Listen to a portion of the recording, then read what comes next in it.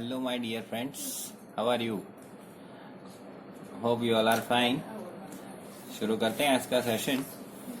In the last session, we have discussed about the basically three different uses of the dimensional analysis. Okay, dimensional analysis के हमने तीन uses देखे थे. Okay, by the dimensional analysis, you can get the relation between different two system of unit of a physical quantity, यानी कि किसी physical quantity का दो अलग अलग सिस्टम ऑफ यूनिट के बीच रिलेशन आप फाइंड कर सकते हो. ठीक है, उसके बाद you can check it out the dimensional consistency, यानी कि कोई भी इक्वेशन डायमेंशनली ट्रू है या नहीं वो डायमेंशनल फॉर्मूला से चेक किया जा सकता है. And third, you can get the relation with between that physical quantities. okay, यानी कि हमने ए बी और सी वैल्यू फाइंड की थी. आज उस टाइप का और एक न्यूमेरिकल देखेंगे जिससे वो चीज क्लियर हो जाए. ठीक है, बट उससे पहले थोड़े और डायमेंशनल फॉर्मूला जो है आपके बेसिक में यूज होते हैं उसे हम यहाँ पे पहले सॉल्व करेंगे. कौन कौन से डायमेंशनल फॉर्मूला हमने बनाना सीख लिए? एरिया है, फिर वॉल्यूम है, फोर्स है, एनर्जी है. ठीक है, वो सब हम सीख चुके हैं. एक्सेलरेशन, वेलोसिटी, इतना मैंने आपको सिखा दिया है. ओके, बट अब और आगे बढ़ते हैं. धीरे धीरे सारी फिजिकल क्वांटिटी आपके यूज में आ जाएगी तो आपको फॉर्मूला याद रखना आसान होगा, बट अभी के लिए याद रखना पड़ेगा. ठीक है, तो सबसे पहला हम देखते हैं मोमेंटम.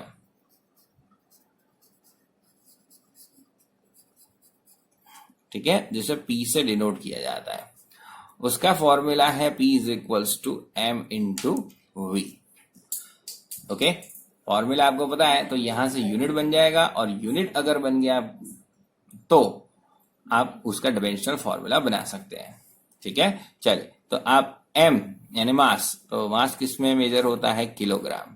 और वेलोसिटी मीटर पर सेकेंड. ठीक है, तो इसके ऊपर से इसका डायमेंशनल फॉर्मूला क्या बनेगा? देखिए, किलोग्राम है तो M1, मीटर है तो L1, और सेकेंड ऊपर जाएगा तो T-1. ठीक है, तो डायमेंशनल फॉर्मूला को जनरली इस तरीके से ब्रैकेट में रखा जाता है. सो P का फॉर्मूला आपका बन गया M1 L1 T-1. अब उसी को इम्पल्स ऑफ द फोर्स भी बोला जाता है. ठीक है, यानी कि impulse of the force. Okay, जिसे F इंटू डेल्टा टी के इक्वेशन से भी दर्शाया जाता है. ओके, इसका डायमेंशनल फॉर्मूला P जैसा ही होता है. बराबर, ऐसा पूछा भी जाता है, बट कैसे, तो चेक भी कर लेते हैं साथ साथ में उसके जैसा बनता है कि नहीं. तो इम्पल्स ऑफ द फोर्स, तो F into delta T. Force किस में मेजर होता है? तो F is equal to M A का इक्वेशन हम बना चुके हैं. ओके, तो that is equal to force newton में मेजर होता है, तो kilogram into metre per second square. Okay, और डेल्टा टी का सेकंड आपको पता है एक सेकंड कट जाएगा, बचा उसका डायमेंशनल फॉर्मूला रख दो, तो किलोग्राम तो M1, मीटर तो L1, एक सेकंड ऊपर जाएगी तो T-1. ओके, ये आसान तरीका है. और फोर्स का डायमेंशनल फॉर्मूला आप रख सकते हो. ठीक है, M1 L1 T-2, फिर T1 तो -2 + 1 -1, बाकी तो M1 L1 है ही. इस तरीके से भी आप कर सकते हो. ठीक है, यानी कि दोनों के डायमेंशनल फॉर्मूला सेम है. उसके बाद थर्ड डायमेंशनल फॉर्मूला है आपका फ्रीक्वेंसी का. फ्रीक्वेंसी को स्मॉल f से दर्शाया जाता है. इसका फॉर्मूला है 1/T. ओके, जो आपके आएगा इसमें 1 का तो कोई फॉर्मूला नहीं होगा, डायमेंशनल फॉर्मूला कांस्टेंट है, नंबर है, और T सेकेंड में. ओके, तो इसका यूनिट होता है सेकंड इनवर्स, बराबर। तो इसका डायमेंशनल फॉर्मूला क्या बनेगा, m0 l0 t-1। ठीक है, अब आगे बढ़ते हैं।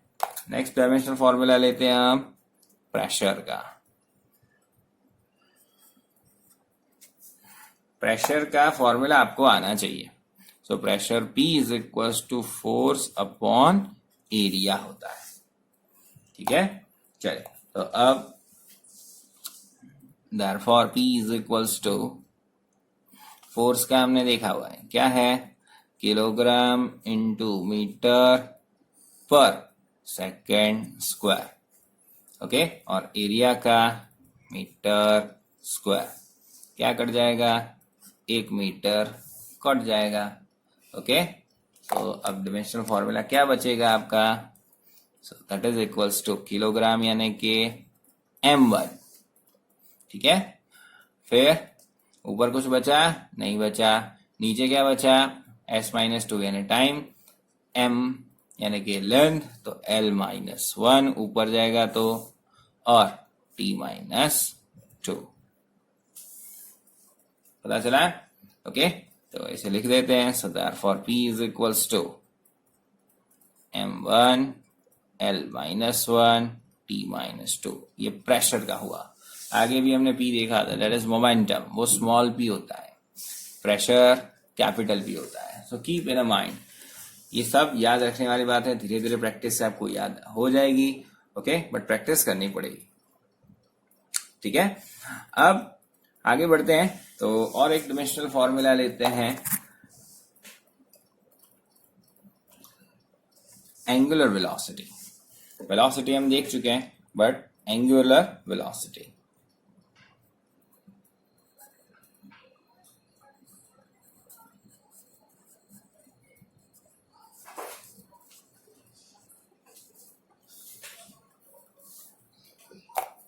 ठीक है।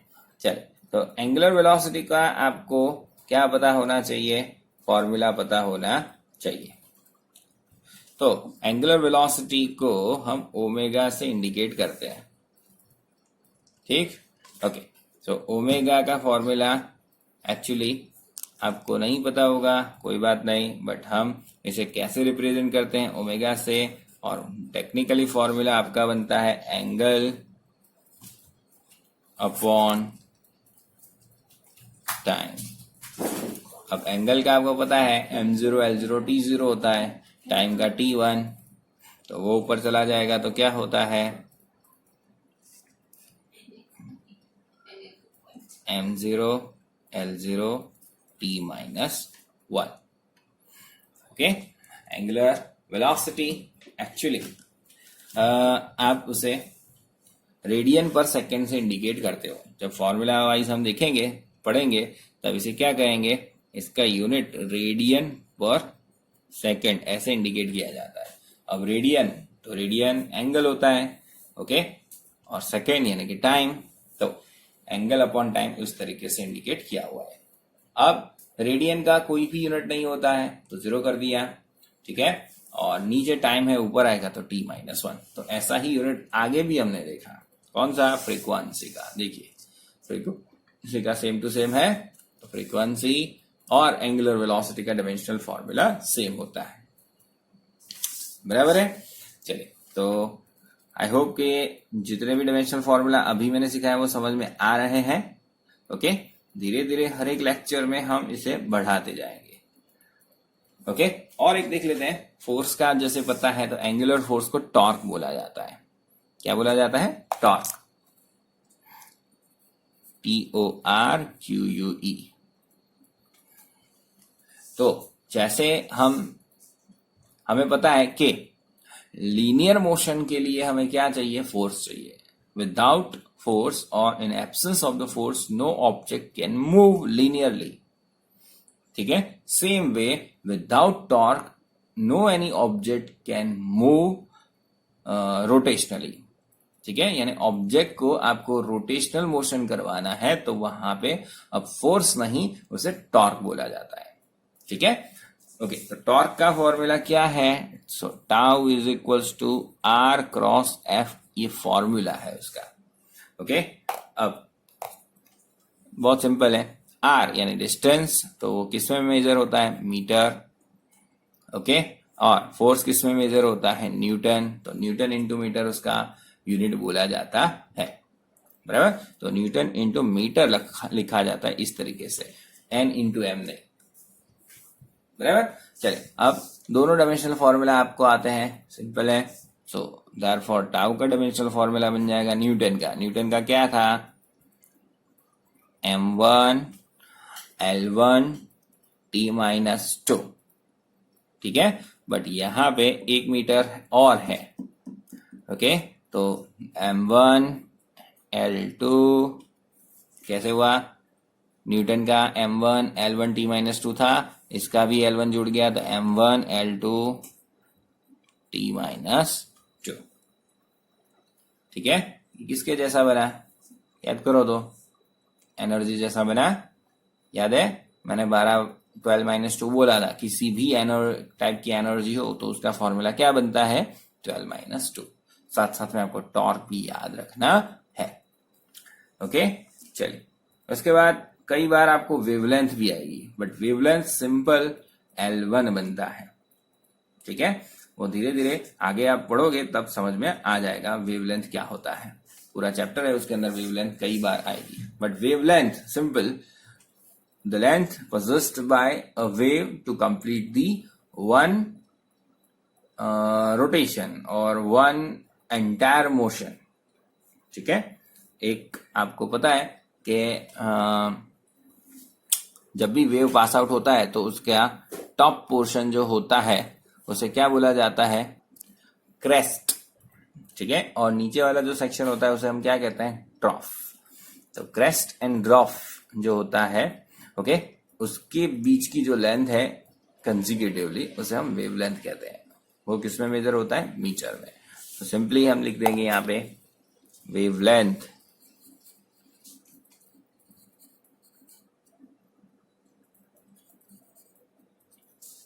किस में मेजर होती है? मीटर। और उसका डायमेंशनल फॉर्मूला क्या बनेगा? लैम्बडा का m0 l1 t0। समझ में आ रहा है? ओके, आगे बढ़ते हैं। हर एक लेक्चर में आपको इस तरीके से मैं अब थोड़े थोड़े डायमेंशनल फॉर्मूला सिखाते जाऊंगा, वो याद करते जाओगे, और बेसिक फॉर्मूला याद हो गए तो आपको कोई आगे समस्या नहीं आएगी। आगे बढ़ते हैं, तो एक न्यूमेरिकल सॉल्व करते हैं, अच्छे वाला। 2.17 है, इलास्ट्रेशन नंबर, IMP है, अच्छे से समझना। अब आपको सबसे पहले डेफिनेशन दी है पेंडुलम की। Okay, whenever a massive object is hanged by a massless string from a rigid support, then such system is called simple pendulum and a massive object is called the bob, ठीक है। Okay, तो वो मैं नहीं लिख रहा हूं, but अब सिंपल पेंडुलम का हम क्या मेजर कर रहे हैं? पीरियोडिक टाइम, ठीक है। सो आगे लिखा गया है periodic time of the pendulum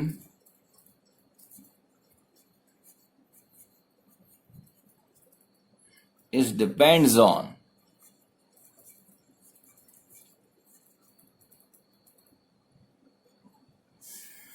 length of the pendulum,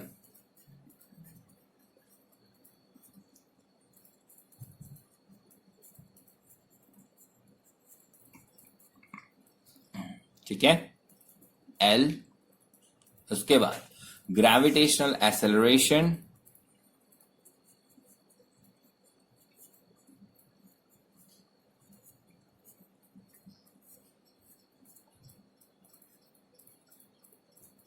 जिसे हम G से इंडिकेट करेंगे, ठीक है, and mass of the Bob, M। Okay, आपको इन तीनों के बीच में रिलेशन डिराइव करना है। Okay, so derive the relation between that. Okay, हम क्या करेंगे, डिराइव द रिलेशन। आपको मैंने स्टेप समझाए थे। जब भी इस टाइप का क्वेश्चन आता है तो हम क्या करते हैं, जितनी भी फिजिकल क्वांटिटी पर जिसको डिपेंडेंस दी गई है उसे प्रोपोर्शनलिटी में रख देंगे। ओके, तो सबसे पहले पीरियोडिक टाइम को कैपिटल टी से इंडिकेट किया जाता है। ओके, और प्रोपोर्शनल में हम जो पीरियोडिक टाइम मेजर करना है वो किस पर डिपेंड करता है, 3 क्वांटिटी दी है हमें, तो तीनों को हम लिख देंगे। कौन कौन सी दी है, तो लेंथ दिया है, लेंथ ऑफ द पेंडुलम, ठीक है, फिर ग्रेविटेशनल एक्सेलरेशन दिया है g, ओके, और तीसरा क्या दिया है, मास। ओके, अब सेकेंड स्टेप में हम क्या करेंगे, जो भी फिजिकल क्वांटिटी दी गई है उन तीनों को क्या कर देंगे, पावर दे देते हैं। That is A B C, तीन को हमने क्या कर दिया, पावर दे दी। अब प्रोपोर्शनलिटी हटाएंगे तो क्या होगा, हमें पता है प्रोपोर्शनलिटी हटाने पर क्या आता है, कांस्टेंट आता है। तो अब कांस्टेंट को इसके अंदर हम इन्वॉल्व कर देंगे। So therefore T is equals to K into L raised to A, G raised to B and M raised to C। Equation number 1 दे दो। ओके, स्टेप 3 क्या करेंगे, हर एक का डायमेंशनल फॉर्मूला लगा देंगे। ओके, चलिए, तो लेफ्ट हैंड साइड आपके पास एक ही डायमेंशनल फॉर्मूला होगा क्योंकि टाइम है T1। Okay, right hand side आपके पास 3 फिजिकल क्वांटिटी है, उन सबका रखेंगे डायमेंशनल फॉर्मूला बारी बारी। सो लेंथ है तो that is L1 whole raise to A। Acceleration का मैंने सिखाया है, वही ग्रेविटेशनल एक्सेलरेशन का बनेगा, मीटर पर सेकेंड स्क्वायर, यानी कि L1 T minus 2। Okay, so therefore L1 T minus 2 उसकी पावर B। ओके, और वहां पे मास है तो दैट वुड बी M1, बाकी सब 0 होल रेज टू 6। ठीक है, अब यहाँ पे खास ध्यान दीजिए, मैंने M0 नहीं लिखा है, वाकई में कैसे लिखते हैं, M0 L1 T0, जो नहीं है उसे 0 कर देना है, बट जो है उसे लिखना है। तो मैंने खाली जो है उसी को लिखा है और वही फैशन है और उसी तरीके से लिखा भी जाता है। अब फोर्थ स्टेप पे क्या करना है, जो इसके भी बेस सेम है उसको, उसकी पावर्स को सम अप कर दो। ठीक है, चलिए तो अब देखते हैं किस किस की पावर सेम है। पहले तो k है, नहीं लिखोगे तो भी चलेगा। अब पहले m, तो m की पावर क्या होगी, c, 1 इंटू c, बराबर। सो देयरफॉर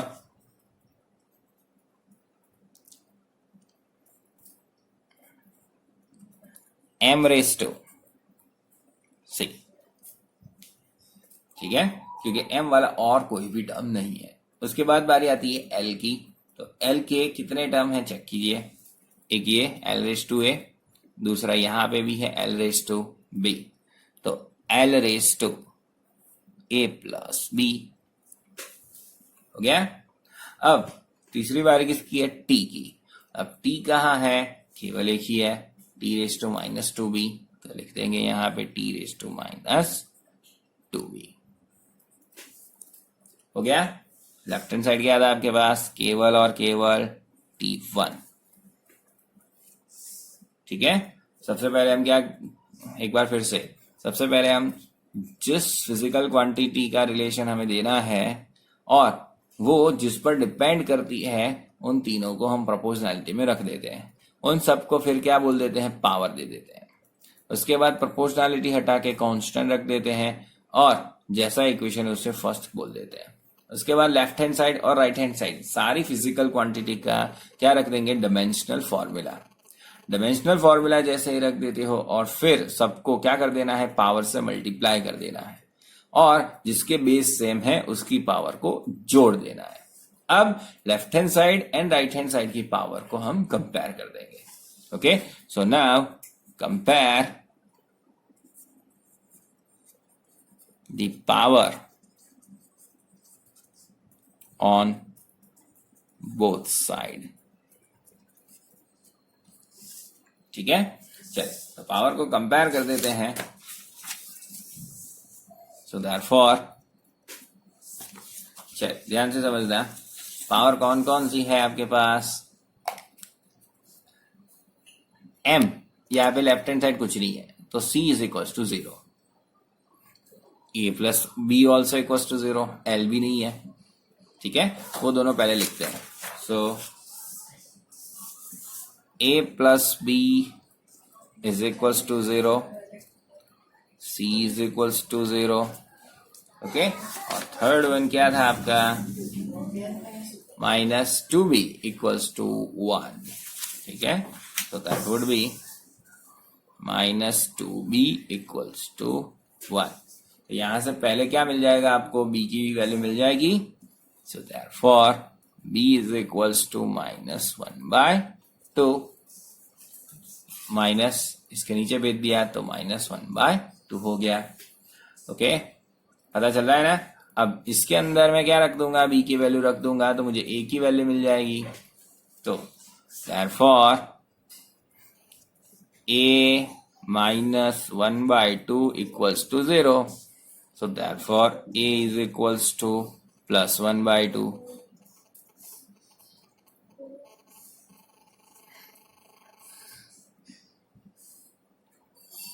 और c की वैल्यू तो हमें पहले से ही मिली हुई है, a b c की वैल्यू मिल गई। अब a b c की वैल्यू को हम कहाँ रखेंगे, इक्वेशन 1 में रखेंगे। तो place the value in equation number 1। ठीक है, चलिए therefore t is equals to, हमारा इक्वेशन था k। ओके, ध्यान दीजिएगा, L raised to a, G raised to b and M raised to c। ठीक है, चलिए तो L raised to a की वैल्यू प्लस 1/2 तो रख दिया प्लस 1/2। ओके, उसके बाद G raised to b that is the minus 1/2 and M raised to c तो c की वैल्यू 0 रख दिया। अब सिंप्लीफाई, m रेस टू 0, किसी की भी पावर 0 यानी कि 1 होता है वो, तो ये तो हो गया 1। अब ये दोनों बचे, अब ये माइनस 1/2 है तो इसको डिनोमिनेटर में भेजेंगे तो प्लस 1/2 हो जाएगा। और हाफ पावर को आप क्या लिख सकते हो, रूट।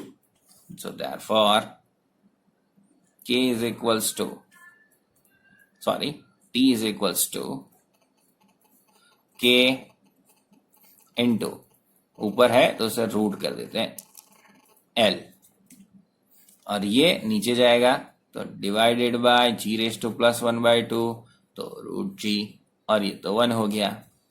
अब दो बार रूट ना लिखते हुए सिंपल रूट लिख देंगे। तो therefore t is equals to k under root l upon g। So that would be the standard formula. अब यहां पे भी रुक जाते हो तो कोई समस्या नहीं है, यहां से एक स्टेप आगे बढ़ना है। आगे जब हम चैप्टर्स पढ़ेंगे तब ये फॉर्मूला सीखेंगे तो हमें पता चल जाएगा कि इसमें क्या कमी है। कांस्टेंट की वैल्यू मैंने आपको सिखाया कि 1 रख देना। ओके, बट कई किस्से ऐसे हैं जिसमें कांस्टेंट की वैल्यू 1 नहीं होती है। तो जैसा यहां पे उसी के लिए एग्जाम्पल दिया है from the practical.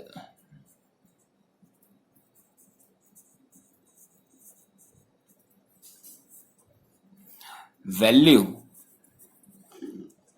of k is equals to 2 pi is derived। ठीक है, ये k की वैल्यू प्रैक्टिकली डिराइव की गई है और वो कितनी है, 2 pi। So therefore now you can write the final formula in the fashion of t is equals to 2 pi under root L/G।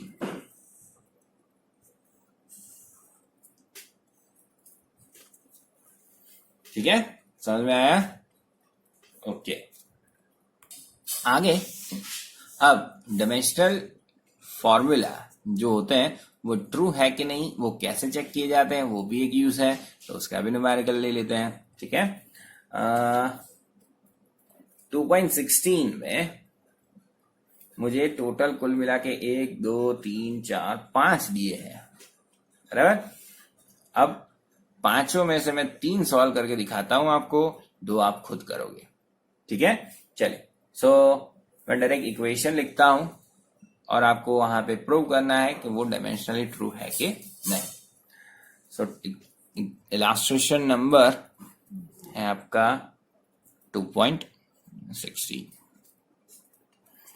उसके अंदर मैं जो सॉल्व करने वाला हूं, पहले ए वाला करेंगे, that is the k is equals to m square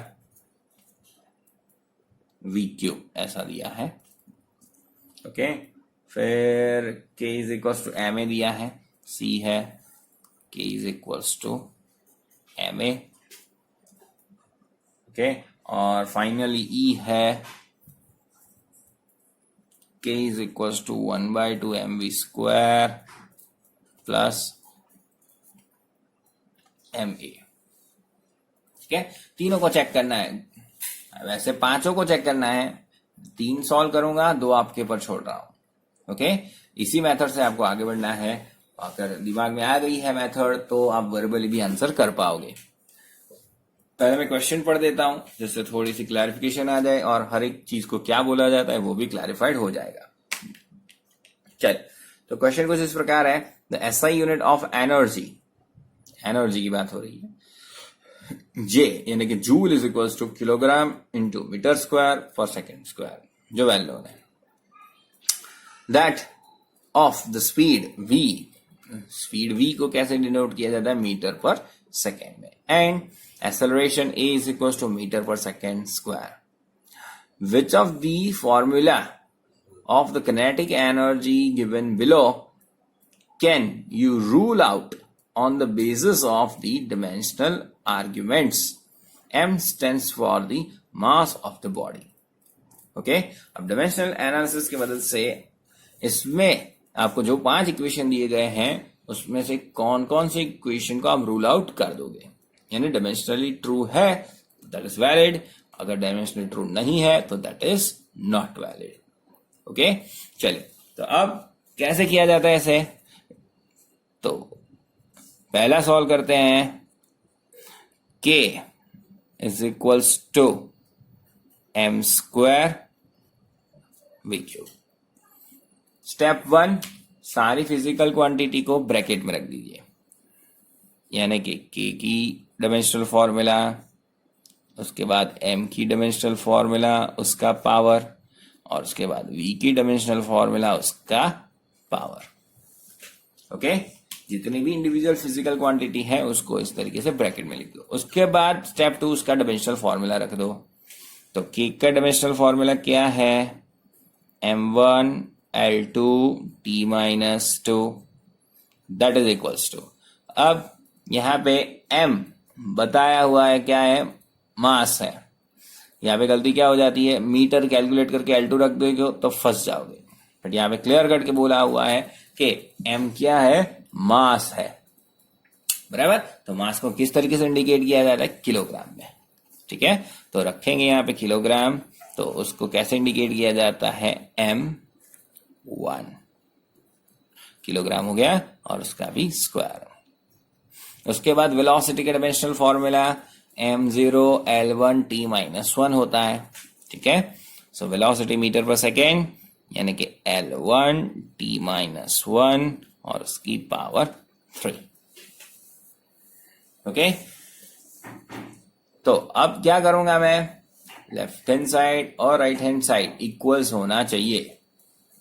ठीक है, क्या होना चाहिए, लेफ्ट हैंड साइड और राइट हैंड साइड दोनों इक्वल होना चाहिए। लेफ्ट हैंड साइड मेरे पास फिक्स है, अब इसको मैं सिंप्लीफाई कर देता हूं, so that is equals to m2, ये क्या हो गया m2, ये क्या है L1, but 1 की पावर 3 टाइम्स, तो that is L3.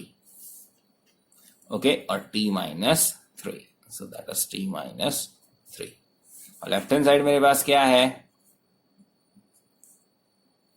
M1 L2 T minus 2. तो यहां पे देख सकते हो आप, here we have seen, क्या आपने देखा? Left hand side is not equals to right hand side. Okay, so this equation is not valid.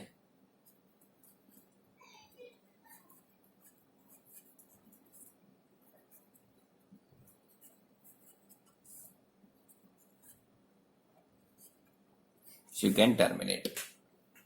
Okay, चलिए, तो हमने देखा यहाँ पे कि ये इक्वेशन डायमेंशनली वैलिड नहीं है.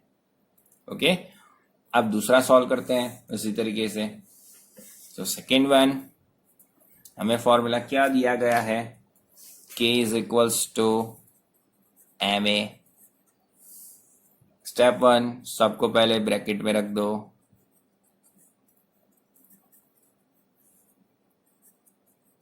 स्टेप 2, उन सबके क्या कर दो? डायमेंशनल फॉर्मूला रख दो. अब चूंकि यहाँ पे पावर नहीं दी है तो नहीं रखनी है, जबरदस्ती नहीं रखनी होती. यहाँ पे दी थी, m² v³ था, इसके लिए रखी थी. अब यहाँ पे नहीं है तो नहीं रखेंगे. ओके, तो लेफ्ट हैंड साइड तो फिक्स ही है सबकी, M1 L2 T minus 2. इधर क्या बनेगा? मास है, ये क्या है? मास. M1, ये metre per second square acceleration. Okay, तो मीटर का L1 और सेकेंड स्क्वायर नीचे से ऊपर आएगा तो T minus 2. अब देख सकते हो कि M1 L1 T minus 2 बनता है, and that is not equals to left hand side. Okay, so therefore left hand side is not equals to right hand side. So this equation is not also valid. Okay, चलिए फिर आगे बढ़ते हैं.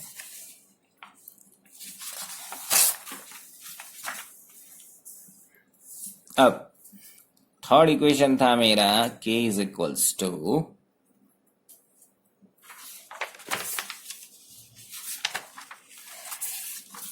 देखिए 1/2 mv² plus MA.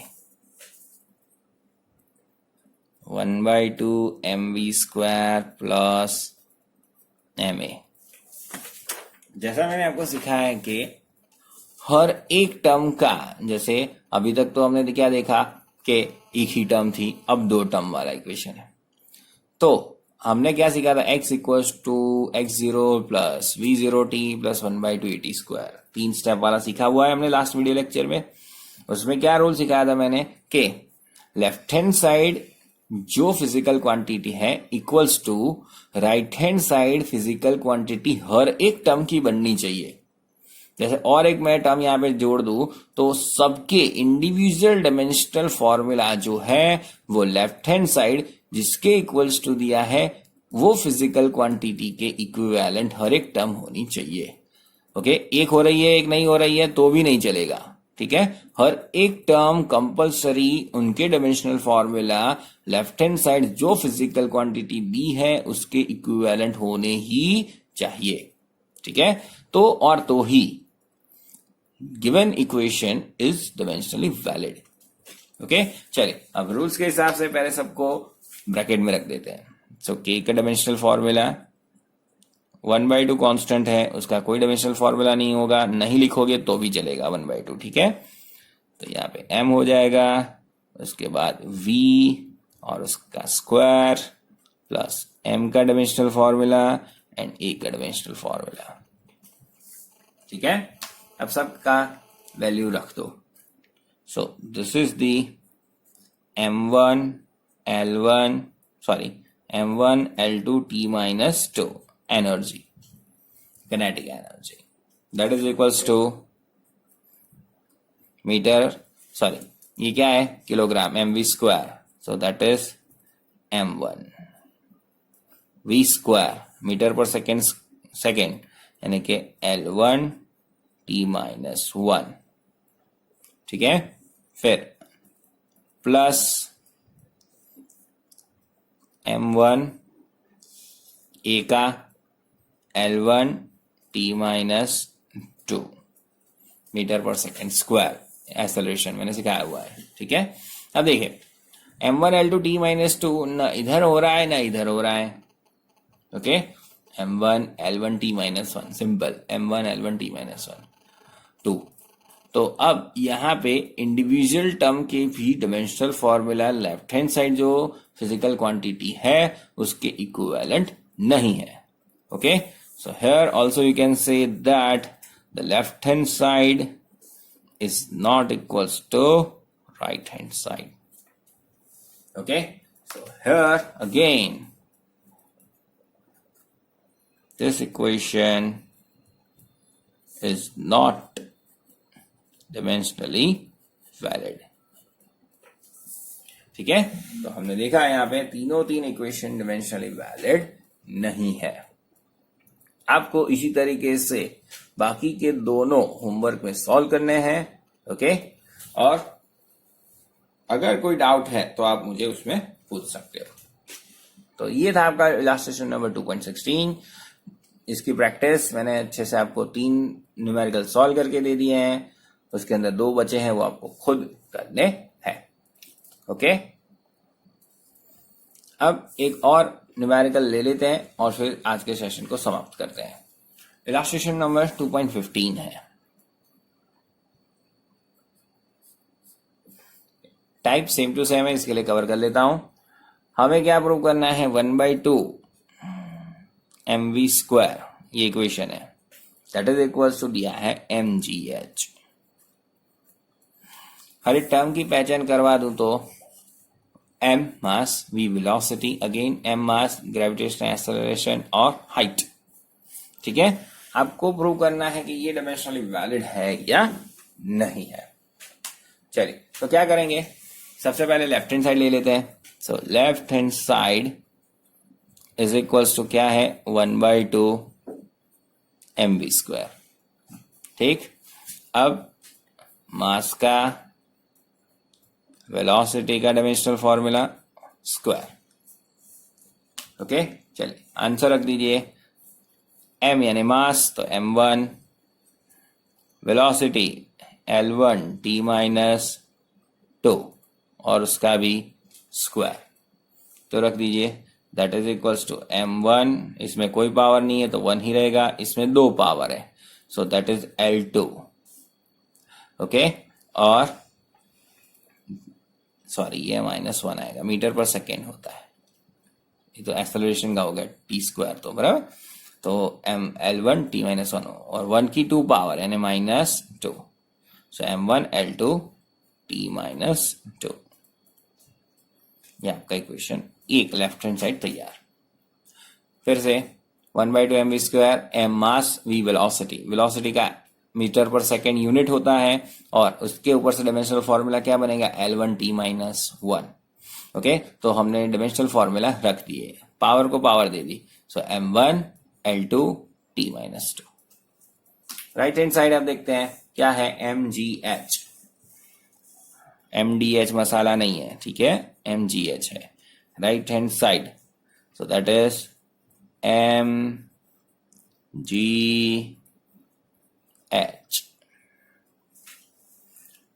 सारे के सारे dimensional formula रख दो, आसान है।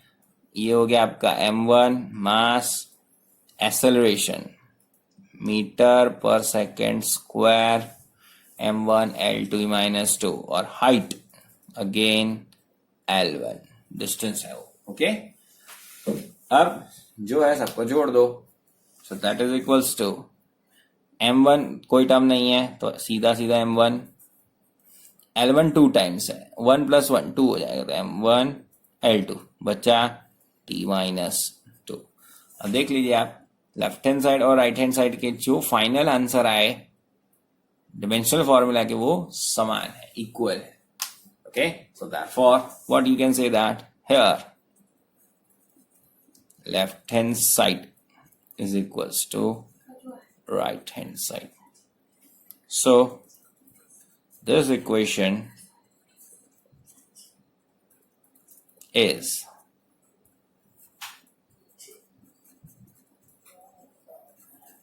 dimensionally valid. ओके, समझ में आ गया? आई होप ये आज का सेशन आपके अच्छे से समझ में आया होगा. 2 बार देख लेना क्योंकि आज की जो प्रैक्टिस है वो इम्पोर्टेंट है. सबसे पहले हमने क्या देखा? सबसे पहले हमने डिमेंशनल फॉर्मूला बनाने सीखे. कौन कौन से देख लिए हमने? मोमेंटम का, इम्पल्स ऑफ द फोर्स का, फ्रीक्वेंसी का, प्रेशर का, एंगुलर वेलोसिटी का, ठीक है, टॉर्क का और वेवलेंथ का. उसके बाद हमने न्यूमेरिकल सॉल्व किए, प्रैक्टिस ली. हमने जो लास्ट सेशन में देखा था, ओके, उसकी प्रैक्टिस हमने देख ली यहाँ पे आज. डिमेंशनल फॉर्मूला के 2 यूज अच्छे से हमने सीखे आज. ओके, डिमेंशनली ट्रू है या अनट्रू कैसे देखा जाता है, और गिवन फिजिकल क्वांटिटी जो है उसके डिमेंशनल फॉर्मूला रख के उसका रिलेशन कैसे डिराइव किया जाता है वो आज हमने देखा. ठीक है? I hope you have enjoyed today's session. Take care. Bye bye.